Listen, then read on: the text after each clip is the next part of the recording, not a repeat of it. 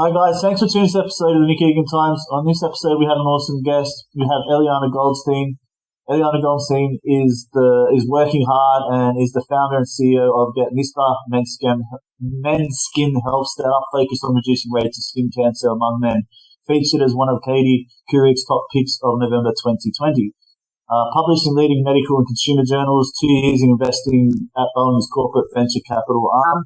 2 years in the Venture of America Fellowship, internship for Cisco Technologies, teaching and yoga teacher for Friends. Welcome, Elianna. Thanks for coming on my podcast. Nick, thanks for having me. Welcome. All right. How's it all been going over there?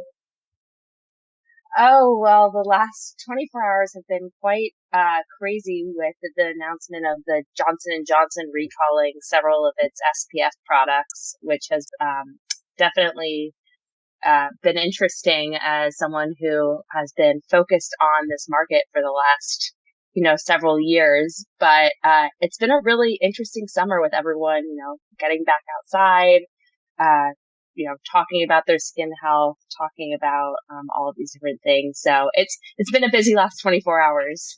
I could imagine. How has the pandemic and COVID affected, I guess, your business and everything in your personal and professional life? Yeah, I actually launched this business during the pandemic. I'm one of those crazy founders who quit their job during the pandemic. We had our launch last winter, and I think, a big part of starting a company is getting out there and speaking with customers. So I've just tried my hardest to talk to any customer that will let me speak with them. But personally, I'm a solo founder alongside my mother. My mother is my co-founder in the business. And so I'm really fortunate that I get to have her and that I was back in North Carolina working with her. But, I think it's presented a lot of opportunities to connect in new ways and to send people samples. But I'm glad that we're kind of nearing the other side of things. That's amazing. Tell me about your family and growing up. So, yeah, what was that like?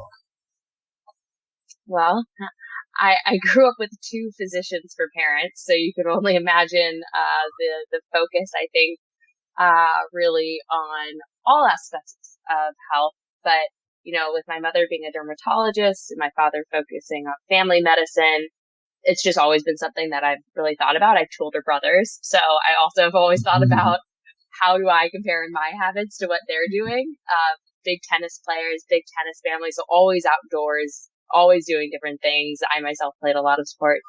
And so one of the things, though, that was really instilled growing up was, of course, this aspect of daily SPF and having these habits early on. But none of my friends had these same habits. None of them really had it. And I mean, in Australia, it's really on the forefront of a lot of people's minds. But in the US, it's not as apparent. At least it wasn't for a while. So I think that, my childhood and having those different experiences has definitely shaped the way that I think about this company and what we're trying to do.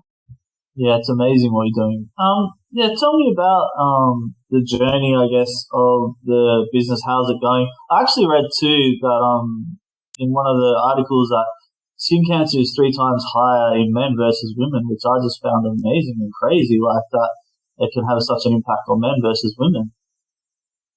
It's pretty incredible, the difference in the statistics. And by 2040, melanoma will be the number 1 cancer among men. Wow. And it's one of the few that keeps growing. And so, I think when I first heard that statistic, similarly, you don't think about it, but I think it goes back to the habit formation. And if you thought, okay, well, if women only brush their teeth and men never brush their teeth, would you be shocked that men got cavities? Probably not. Yeah. And so it's the thing, I wear it in my makeup and my moisturizer. Like, I never really thought twice about it. It just happened to be in the products I was already using. And so that was the motivation of, okay, for us, we're not just going to make a sunscreen. We're going to make something that has a moisturizer. It has an aftershave. It's these products that men already use, and make sure that the SPF is always there regardless. And it's not an SPF 3 or 15, but it's an SPF 30. So they're actually getting the coverage that you would need for daily protection. Right. And how that business been going? So since long, momentum of it, how's the energy? How's that all happening? It's so interesting. I think you mentioned in the intro the Katie Couric, like we've launched with a really great couple of features in press, and since then I feel so fortunate for the different press coverage that we've been able to get, and Men's Health or some of the other ones that I just could never have dreamed to really have us be in. But I think I'm a big believer of founders being as honest as possible. And the early stages of a company are really hard.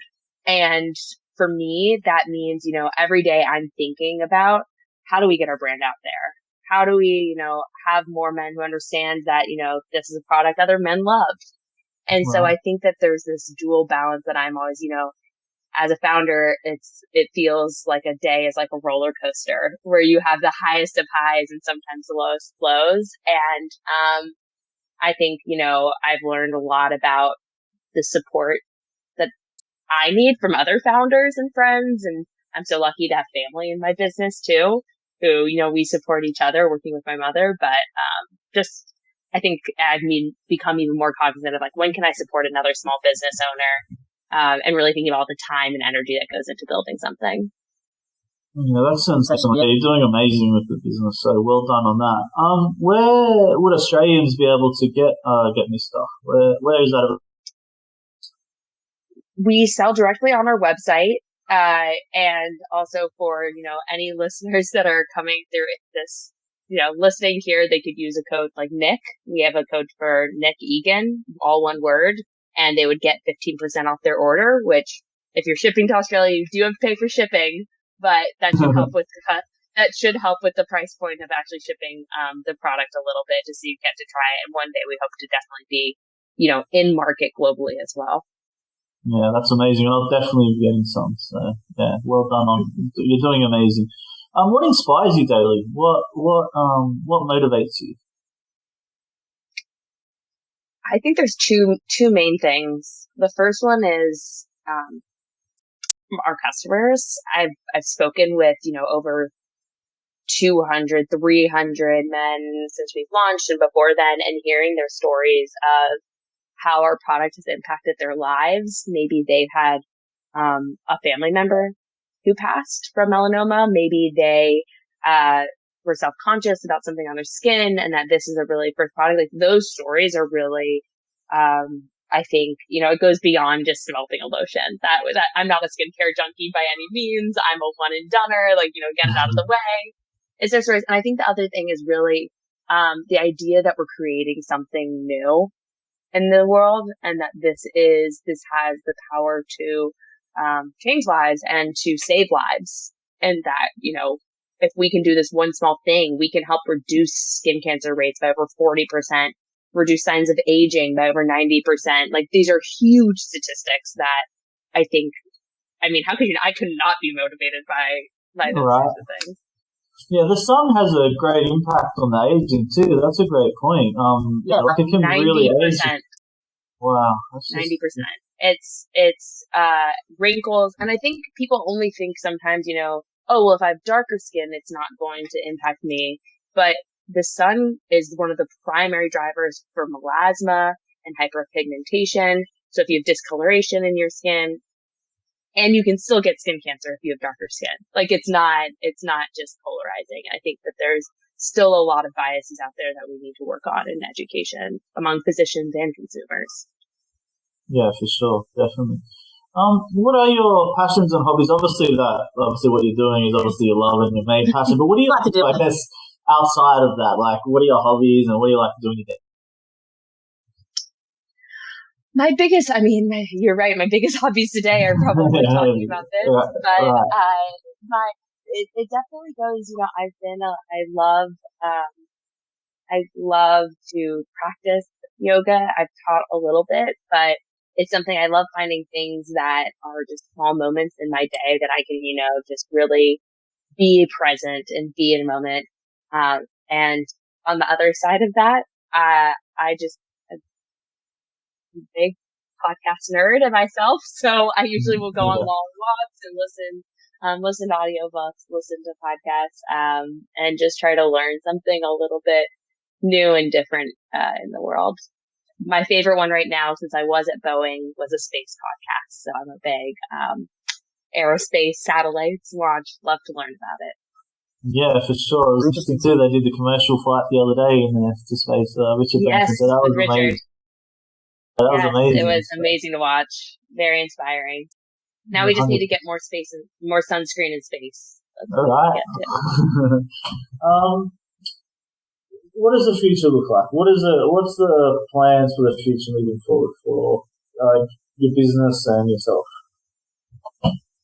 For the business, we have a lot in store. Right now, we are working on some new products. One of them being a tinted solution for our lotion. So we want to make sure that we can, again, I go back to, regardless of your skin color, skin type, we have an all mineral zinc product, which is a white powder inherently. So we're working on something that becomes a little bit more customized over time.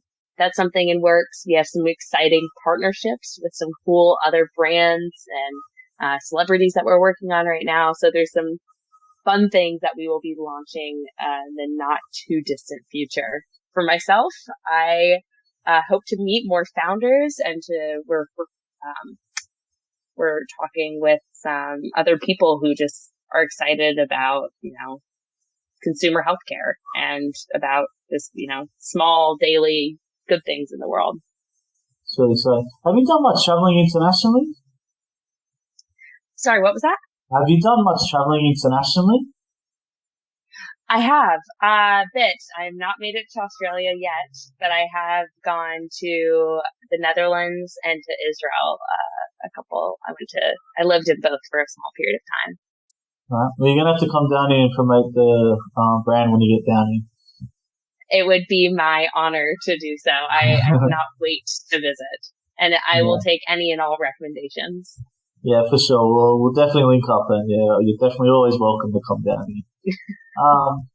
Cool. Elianna, thanks for coming on the podcast. I think you're doing amazing. You're on obviously an amazing trajectory in life with the business. Doing incredible. Thank you for coming on. Thank you so much for having me.